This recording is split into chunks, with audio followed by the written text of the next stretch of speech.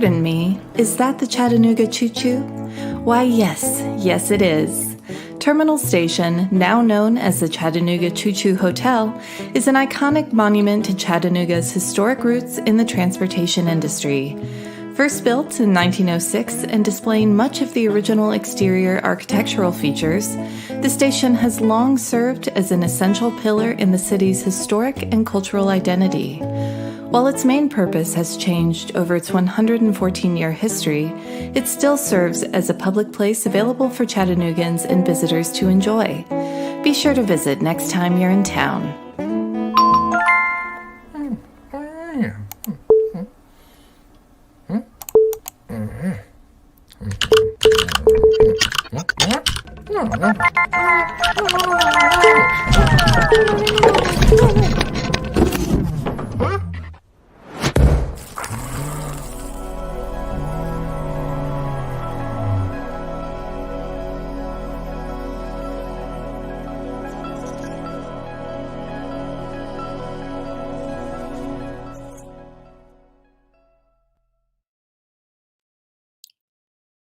Hello, and welcome to the Southern Festival of Books event interview with Heather Land. I want to welcome you on behalf of Humanities Tennessee.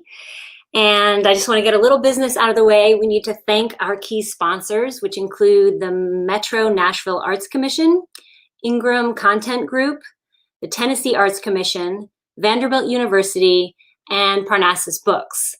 Parnassus is also our official bookseller for this event and for the whole week. So you'll find in the chat a link to go to Parnassus if you want to purchase any books. And you'll also find a donate button there if you want to help support the festival and keep it free for everyone involved. So without further ado, I want to introduce Heather Land. Heather has made herself a household name thanks to her uniquely Southern wit, peppered with a dash of sassy sarcasm and a whole lot of seasoned truth. Blending humor with reality has endeared her to millions, but it is Heather's ability to laugh at herself that makes her not only relatable, but downright lovable. Her stories and songs reach deep into the hearts of her audiences, reminding us of the many ways that real life can be really hard and really funny. Her ongoing series of I Ain't Doing It videos has become a viral phenomenon with millions of views. In 2018, her wildly successful I Ain't Doing It tour included 38 cities and 80,000 tickets sold. Heather is the author of A Perfect 10 and I Ain't Doing It. That's the perfect 10. And she is the mom of 2 amazing children and currently lives in Nashville, Tennessee. Welcome, Heather. Thank you. Thank you, Sarah. I'm so glad to be here. Thanks for having me. Yeah, of course. So we're going to dive into this book, but I need to first understand, today is your actual book release date, correct? Today is pub date, as they say. Yeah, today's the day. This is a big day. Yeah, and you are getting married in 5 days, is that correct? Getting married on Saturday. Lots going on. Remind me not to maybe do a book launch and a wedding in the same week. Hopefully this will be the end of that. So it's a lot. Question. Did you do this on purpose in the middle of a global pandemic? Or no, ma'am. No. Well, I mean, I did the wedding on purpose, but once they told me publishing date would be October 6th, that was a long time ago. And I was like, oh, we'll be fine. And then here we are, and I'm in fact not fine. Yeah. It's been a stressful week, but all good things. So I'm grateful. Yeah, it's kind of it's a turning point in a lot of ways. Definitely a turning point. Definitely, some launching pads here for hopefully a really great future. So we're excited. Yeah. I mean, you write in your book about the choice to leave things behind, to choose happiness, and then to also be moving toward things on purpose. So what would you say are some of the things that you're either leaving behind or hoping to leave behind, and then what you're moving towards? Yeah, I think that, I remember growing up, I was really close to my little granny, as we say in the South, granny.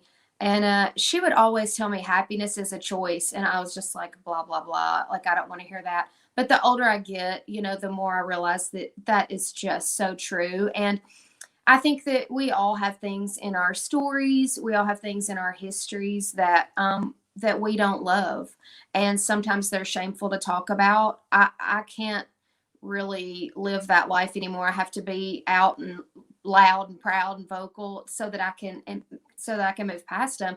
But a few of those things are I went through a divorce about 7 years ago now, and that's never something that anybody sets out to accomplish in their life. Right. And I've worked really hard to not let that define me and to move past that. Yeah. And to forgive and to move on. I've got things in my childhood that I still work through. I still go to counseling for those things, but trying desperately to just make lemonade out of lemons and keep it moving forward. I mean, there's really no other way to enjoy life, I don't think, unless we're able to do that. Yeah. Yeah. That time after your divorce that you write about in the book, about those 4 years afterward when you were just really devoted to your kids and your family and trying to kind of pull it together and pivot. In the middle of that, this comedy career sprouted. And I'm curious to hear if that was something you always wanted to do, or if this was just something that came out of nowhere. Sarah, I didn't even know if I wanted to do it when it presented itself. No, this has not been some life calling or some hidden talent that I have had. I was going through a divorce. I had been a worship leader for 20 years. That's all I knew how to do. I could make mixtapes and write chord charts and sing and make you think I could play the piano, and that was about it. But after I went through a divorce, I had to get a real job, a big girl job. So I was, working for a friend of mine in administrative work and making stupid Snapchat videos. My kids turned me on to Snapchat, and I'm sure they regret it to this day. But I was just making those videos with some friends of mine, and they dared me to post them on social media. And for months and months, I wouldn't do it. And finally I did. And, they went viral. I ended up having to start a comedy fan page, which I was mortified to do because I kept saying to my friends, people are going to think I'm trying to be a comedian over here, and I'm not. And then here we are 3 years later, I'm a comedian. It was just a strange turn of events that led me to this career. But all of my friends say, you've always been a comedian, you just never did get paid for it. So I'm going to take their word for it and just embrace it, because I really, now that I am doing it, I can't imagine not doing it. I mean, life twists and turns and it ebbs and flows, but and it may have something different for me later down the line. But right now, I'm loving it. I can't imagine doing anything else. Yeah, that's awesome. I mean, you're kind of a Renaissance woman. I mean, you've got comedy, and then singing and being a musician, and then now being an author. And to me, as an author, like, the idea of standing up and trying to be funny on a stage is absolutely the most terrifying thing I can think of. So are there any of those three things that come more naturally, or do they all come to you? Yes, ma'am. But let me say this. The reason that terrifies you, Sarah, is because you're a real author. I stumbled into authordom. Can that be a word? I remember when I Ain't Doing It first started, right before that happened, a few months prior, I told a really good friend of mine, I said, I feel like I'm supposed to start a blog and just start writing. And I had never done it before. And it's kind of, the blog is obviously written the same way this book is, in like single chapter essays, but that was just really an outlet for me and a way for me to express myself. I appreciate the accolades, and I'm so honored to be a published author. But the truth is, I feel very unworthy to sit in the room with authors who have just pounded the pavement for years. It is not my greatest strength. So I am very honored. I'm extremely humbled by it, because if you read it, it is full of imperfections, hence the title, A Perfect 10 with the 10 crossed out. It's kind of one of the things that I don't feel great at. I feel way better.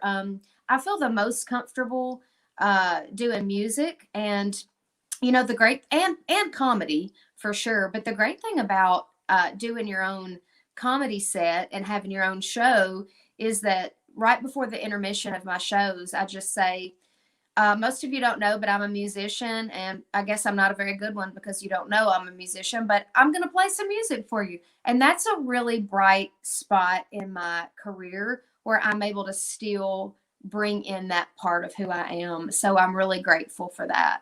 Yeah. Well, you have this really great balance in your writing. Um, it first, I need to say, like, I have developed a practice in recent months of only choosing things to read at night that are going to help me be at peace. Yes, decompress. Not scrolling on my phone. Nice. And one of them, the turning point one for me was Michelle Obama's book, Becoming, which was like, oh, this is like a warm hug every night before I go to bed. Right. And I have to say that I'm going to put you in her company because reading her book, reading your book for me was like it was just sort of, it didn't put me to sleep. It lulled me. It made me feel at ease. It made me feel seen. It made me feel human. And honestly, when they sent it to me, I didn't expect it to. I expected it to be like a laugh riot. I'm getting a book from a comedian, and it was just, there's so much heart, and there is so much truth and raw humanity and honesty, and it's really, really lovely. You are so sweet. I don't know if you can tell my nose is turning red from tearing up a little bit, but that's a beautiful, really sweet compliment. And that means the world to me. I do. I think people don't fully know me, and, they see these videos and so they think I'm just a sarcastic B word all the time. But in fact, I'm extremely melancholy and emotional, and, I'm not afraid to talk about the real issues. And really, that's where I wanted to lead people with this book. I wanted to give them, like you said, just some warm fuzzies, and I wanted it to be a light, easy read. But also, I really wanted to just express a little bit of who I am underneath, and show that I have real stories in my life. And hopefully, that'll encourage other people to be able to talk about theirs as well. That's the hope. Yeah. So you've written 2 books in pretty quick succession. What made you decide to write the first one, and then what was different about this one? Let's be very clear. I did not necessarily decide to write a book. I got approached about writing a book, and I was like, what? Somebody wants to read things I've written? Okay. So that was how that began. But after the ball started rolling, I realized, oh, like, I enjoy this. This is something that I can invest in.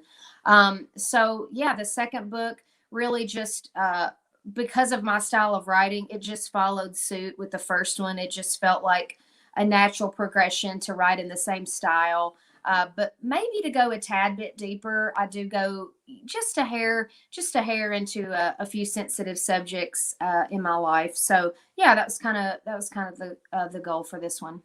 Okay. What was your hardest chapter that you wrote? Sweet Tooth. And the reason why is because I touch on addiction in my family. And this has been my story for many, many years of my life. And I've never talked about it publicly out of fear of disrespecting people or shaming people. That's not my heart at all. But I finally had to get to a point where I realized this is still my story, and people deserve to hear it because it's made me who I am. And people who are struggling with the same thing, whether they're an addict themselves or whether they've lived in a cycle of codependency, it was important for me to let them hear my story. It's important for me to say, I go to counseling every other week because trauma, because of childhood. That's important. And I don't want people to be ashamed of that. So that was the toughest chapter, just to get past that initial fear of saying things out loud. And the truth is, I was very discreet in the chapter, but it was just me kind of tiptoeing into the waters. So that was a tough one, but actually it ended up being my favorite because it feels good and light and free to be able to share parts of your story that you've always been ashamed of. Yeah. And you write in there about the likes. You take social media on directly, Right. also in the book, and just writing about how, the people who reach out to you, who are the ones who are struggling with addiction and struggling with disease and all the challenges that people have, are the ones that deserve the hundreds of thousands of likes. So Absolutely. yeah, I thought that was really beautiful. And I'm curious, you seem like a really empathetic person. And I'm wondering how you handle, having been thrust into the limelight on social media like that. I imagine you must face some trolls and probably going after some of the things that are closest to your heart, especially because you're so vulnerable in the books. So how have you handled that? That's a great question. When it first started, I didn't know how to handle it. I went from, having a few hundred friend followers on Facebook to now having an actual platform and millions of people scrutinizing everything I do and thinking they know me. And it was really hard for the first few months. If I'm being totally honest, I would sit and just cry. I was paralyzed by it at times, just the meanness.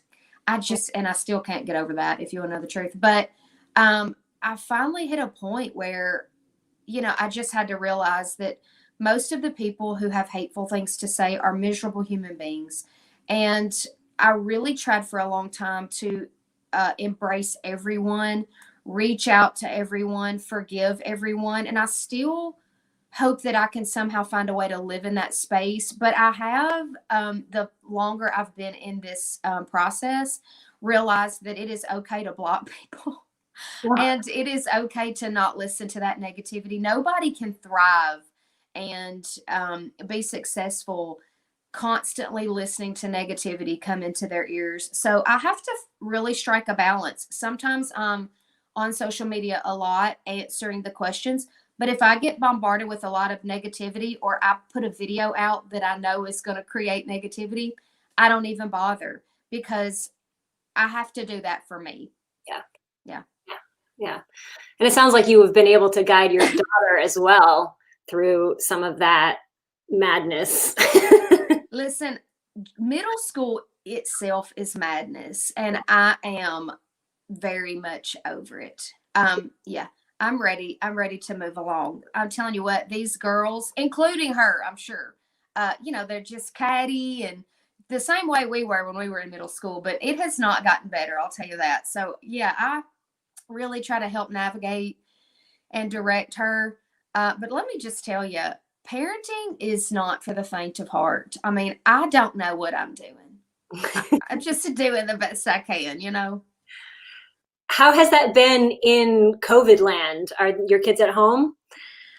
They are at home. I have a 17-year-old son who is home but never home.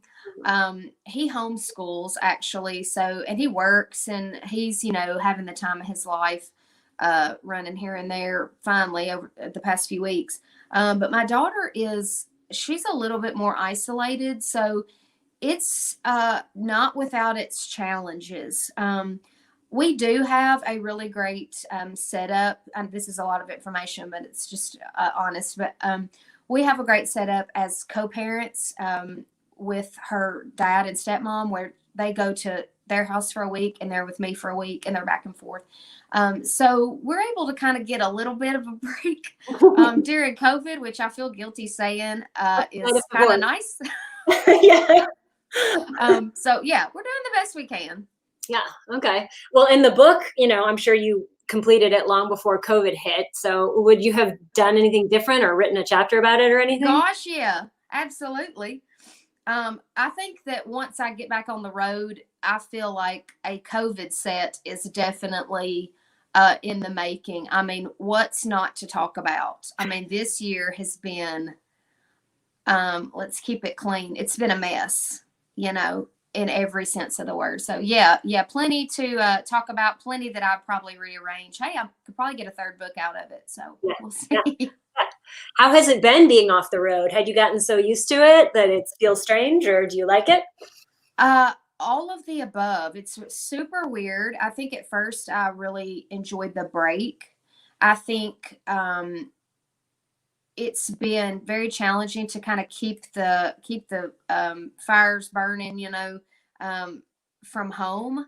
But it's been a nice respite. I think underneath it all, I always, every single day, have the beautiful burden of what's next as far as, writing a new set and getting back on the stage. So that's always in my brain.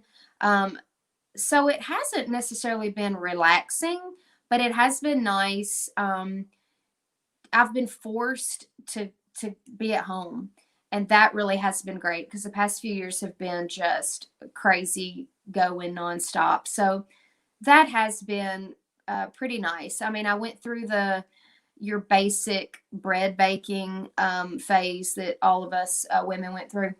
So, it forced me to kind of get a little more domestic again. So I'm sure my fiance is more than appreciative of COVID for that reason. So speaking of bread, let's talk about body image, which you talk about in the book. And it seems like you're both kind of having breakthroughs with it and also still grappling with it a little bit. You have a wedding coming up on Saturday. How are you sitting with all of that right now? Are you counseling me right now, Sarah?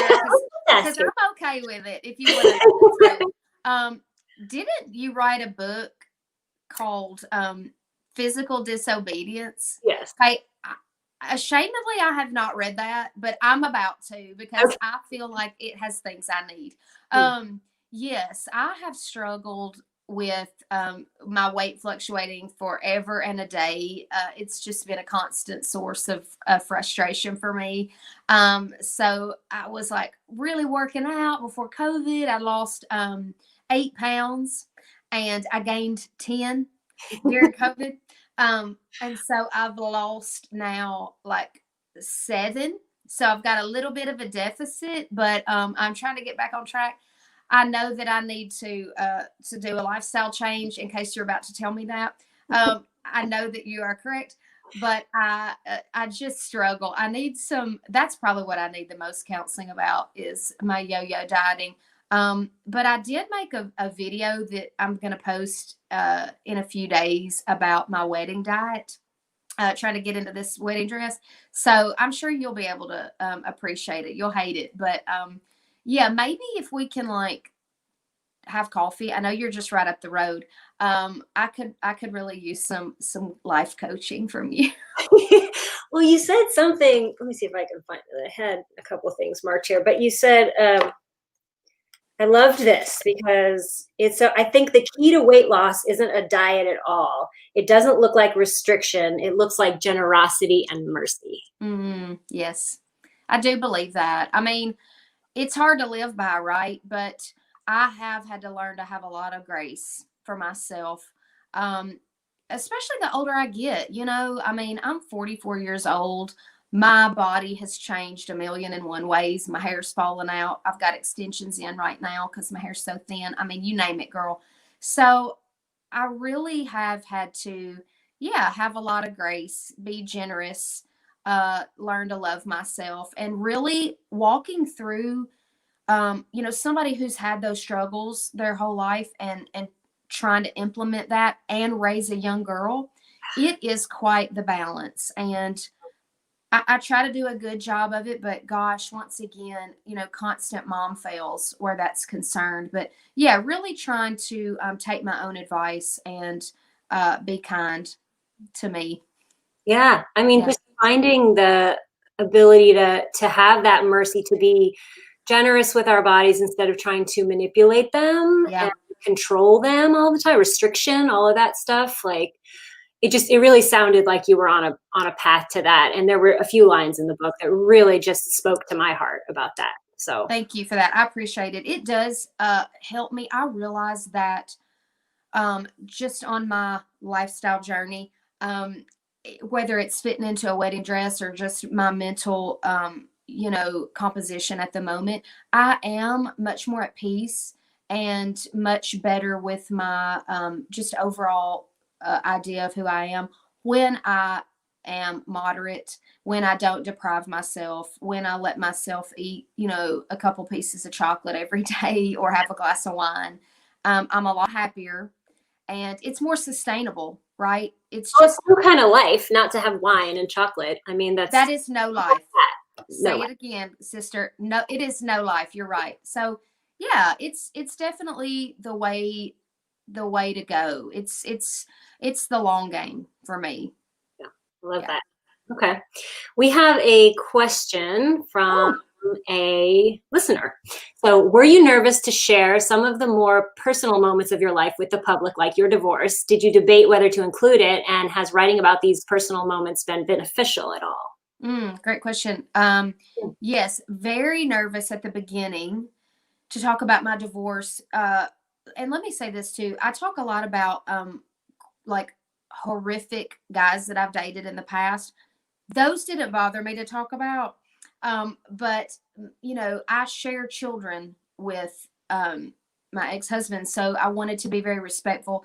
He is remarried, and I am just in love with his wife. We have a beautiful relationship. So I did want to kind of tiptoe and see how far I could get because my comedy career is I'm taking everybody along for the ride. So we're all in it together. So yeah, I had to kind of make sure that everybody was good, and I think everybody was nervous at the beginning. But now, everybody loves it, and I have a lot of leeway, and I always let them know, if I add in new jokes, and so it was a little tricky at the beginning, but it has been, yeah, very freeing to be able to say I'm divorced. And I mean, that's not something I enjoy talking about, but I do talk about it because it is such a shameful topic for people. It's like failure, except that it's not. So I like being able to share because I just think it's helping free other people. And for me, that's what this career is about. I want to make I want to help lighten their loads, and I want to, yeah, create an atmosphere where they can share about their own lives. So extremely beneficial. I wouldn't trade it. I wouldn't take it back. Ugh, I love that. Love that. So you write about misconceptions and how to knock them down. And so I'm curious what you think some of the biggest misconceptions about you are. I think the biggest misconception is that I'm just this horrible, hateful, mean, constantly sarcastic human being, which is hopefully the people in my life would say very not true. Yeah, I think they don't see the empathetic side of me and the melancholy, emotional side. The people who read my writing or know my music or have been to a show, they get it. But people on everyday social media watching these videos, I think the misconception is, yeah, that I'm just heartless. But it couldn't be further from the truth. Am I sarcastic? Is that my material? 100%. But I think that's a side of all of us. I think we all have that place in us where we want to just say the thing. And I think that's why people relate to these videos because I can't tell you, I mean, thousands of people have said to me, you say exactly what I want to say. And I'm like, well, of course I do, because this is in you too. We just don't make hopefully, life practice of going around telling everybody everything we think about them. That's what these videos are for. Right. It's an alter ego. That's what it is. Yeah. Yeah, I was gonna say that if anybody listened to your music in particular, like it's just it's I mean it's very moving. It's really heartfelt and vulnerable. So tell us about your music right now. What are you doing? How often do you play? Are you writing? You know what? The truth is I have not played a whole lot this year. I haven't done a whole lot this year. I think I've realized being off the road how tired I've been, and I've needed just that rejuvenation. But I have been writing lately, and writing with a couple of buddies of mine, which is it's just very life-giving for me. So yeah, I'm definitely, it's not something I'll ever lay down, you know. It just kind of ebbs and flows. And I've written some great songs about, you know, my fiance, some little love songs. And I mean, I don't know, there might be some live music at the wedding. So you know, more to come after on that. Yeah, so it comes and goes, but it'll always be yeah, part of who I am. Nice. Nice. Will it be Hercules by any chance? Maybe. Maybe. Maybe so. Yeah, Yeah. potentially. Okay, that's awesome. Yeah. Okay, somebody wants to know, do you think you have any more books in you? I was a big fan of the last one and can't wait to read this Oh, thank you. I do think I have a few more books in me. I, I mean, I don't even know if I should say this to the general public, but I would love to look at maybe putting out a gift book at some point too. I think that would be a lot of fun. And then hopefully, the more I unpack just, you know, my own history and my own journey, I would love to get a little bit more in depth about my story. So yeah, I mean, that would probably take a little bit of a comedic turn. So we'll see what happens, but definitely think I've got a little more in there for sure. one. Okay, nice. All right. So tell me, I know that any of my folks that are watching today would probably love to know what some of your self-care go-to things are, kind of in case of emergency. What Oh are the things gosh. you turn to that keep you stable and sane? Wow. I'll tell you what keeps me stable and sane really is alone time. I have to make sure I get by myself every now and then. I can start to feel it. Um, and having that minute to breathe and just taking a beat really helps me. I'll tell you another thing that just it's not for everybody, but I'm a big old bath taker. And Yeah. I'll get in that bath for 2 hours and I'll heat that water up 3 or 4 times. And it just, yeah, it decompresses me. And so I have learned the older I've gotten that it is not selfish to take a minute for myself. It's not selfish to sit and have a glass of wine or, yeah, say I need a minute. It's actually for the benefit of my family so that I can continue to give out to them, you know. And I think, you know, there were definite years and moments where I was just in survival mode. And because I am an empath, I tend to make everything about everybody else. And so I have to really find time for myself. Yeah, and I have to do it in healthy ways, like taking time alone instead of doing a lot of online shopping, which I'm also slightly addicted to. So I'm really trying to strike a balance. I'm very imperfect at it. So I'm a work in progress. Great. Okay, we have another question. Do you have any tips for someone who is interested in writing? Do you ever get writer's block? And if so, how do you overcome it? First of all, do I ever get writer's block? 100%. I had writer's block before this second book, and I had a really close friend of mine. Her name is Heather Leonard. She actually helped me with this book and was just a huge godsend. Um, you know what? I have a really good songwriter friend who he has always told me you have to schedule in time to write. And I think that while that is like those are words to live by, and that is probably the very thing I should do, I find it very hard for me to do that when I'm not inspired. So I think taking care of myself is what brings me the most inspiration.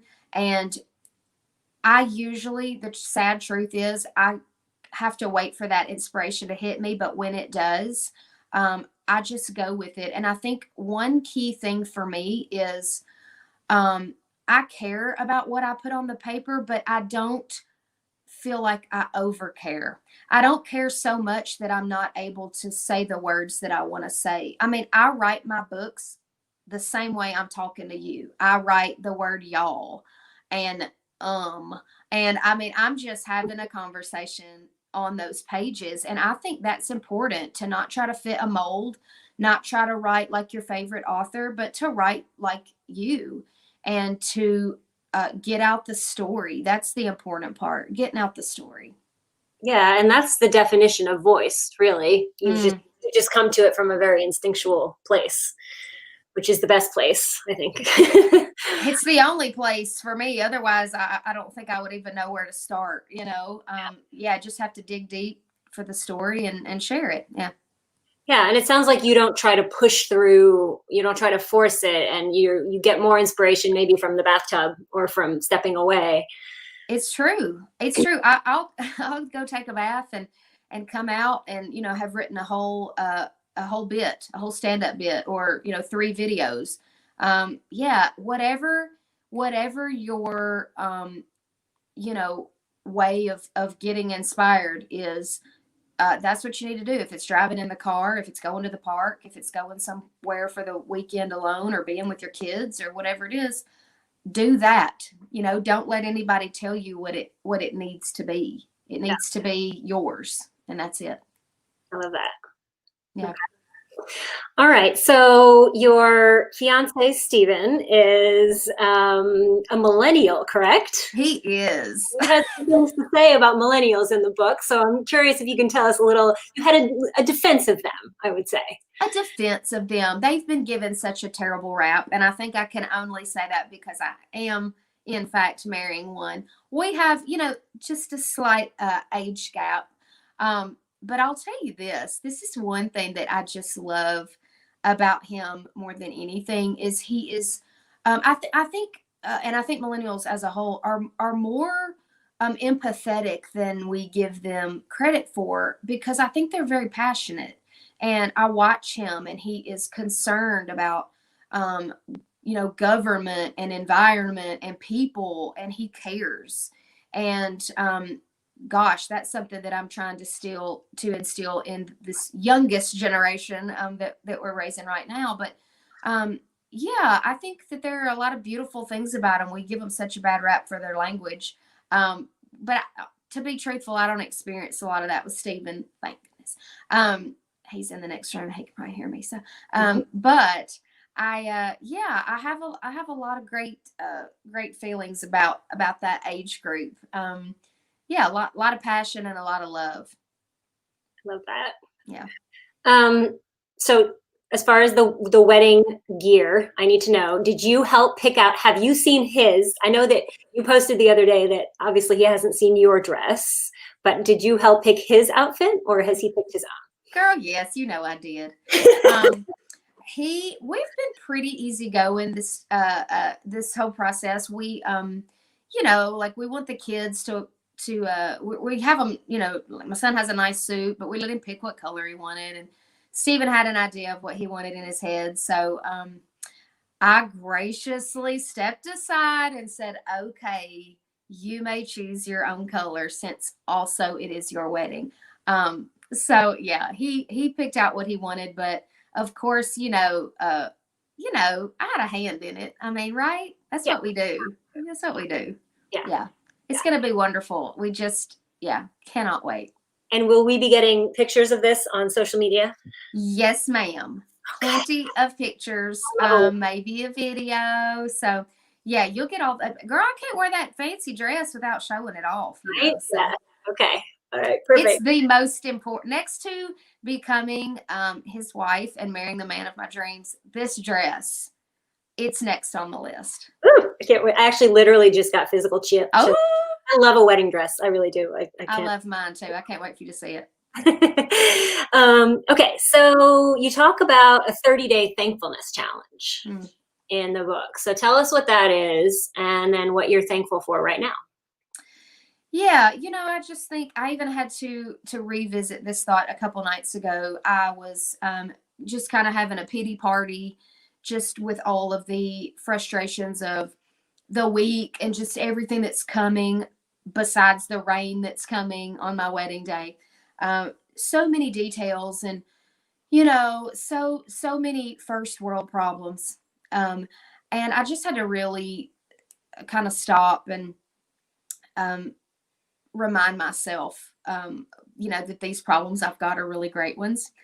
And it could be a lot worse. And it in fact has been a lot worse. So these are the things going on in my life are wonderful little issues to have. So yeah, I think right now in the middle of, a pandemic and a pandemic wedding and, a hurricane coming our way and all these things, my daughter, she had a terrible skateboarding accident last week and fractured her elbow and beat her knees up and couldn't walk for a few days. And, that was probably a big, a big moment of gratefulness right there where I just said, wow, this could have been a lot worse. And, my kids are healthy and they're alive and I'm marrying just the love of my life. And God has, brought this wonderful person into my life and I get to share it with some beautiful people. And even if I don't, I'm still getting to, live my life with this wonderful human. And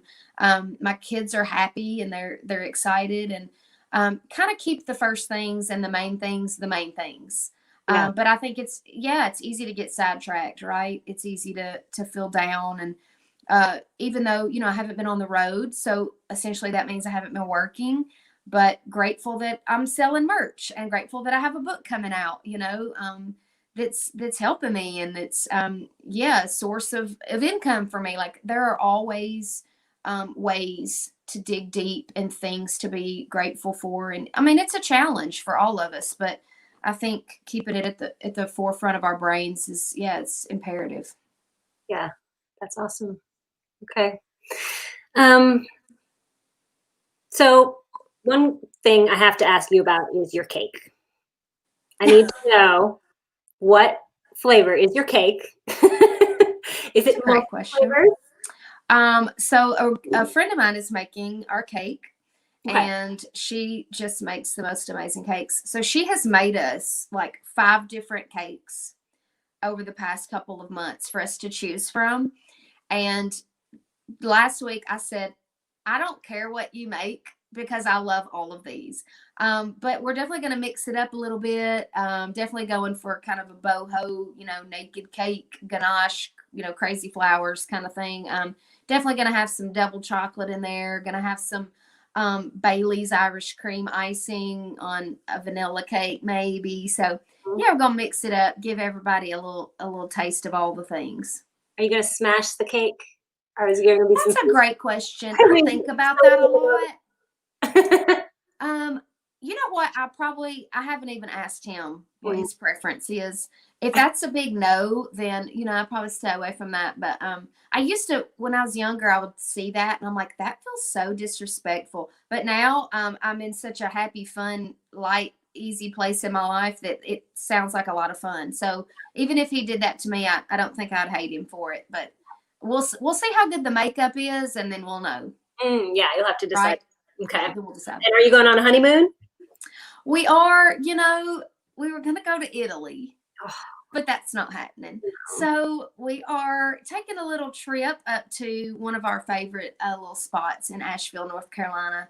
We're gonna go there for the week. We love it there, and we wanted to kind of take our car and have access and an easy drive. So it's not too far from us. So Italy next year maybe. We'll see what happens. Yeah, that's perfect. Yeah. So last thing, just what are you looking forward to with this book launch or beyond? What's in the near future for you?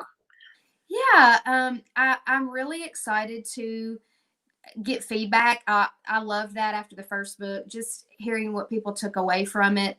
I hope that they experience what you experienced, which is, just the lightness and the comfort. I hope people feel comforted by it.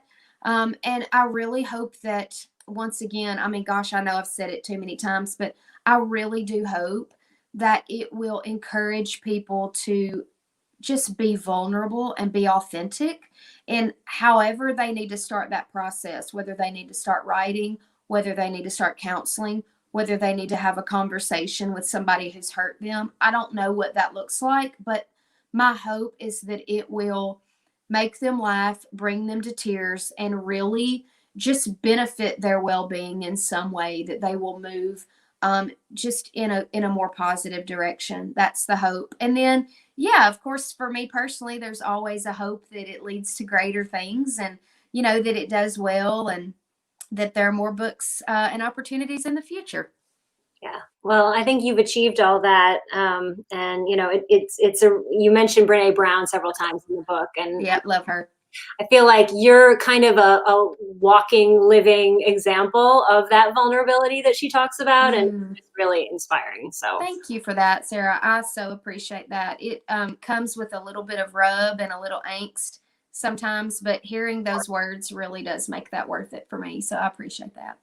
well, that's beautiful. Well, thank you for the book, and we're so happy to have you here today. It's been great talking with you. Thank you. Let's have coffee. Let's do it. Okay.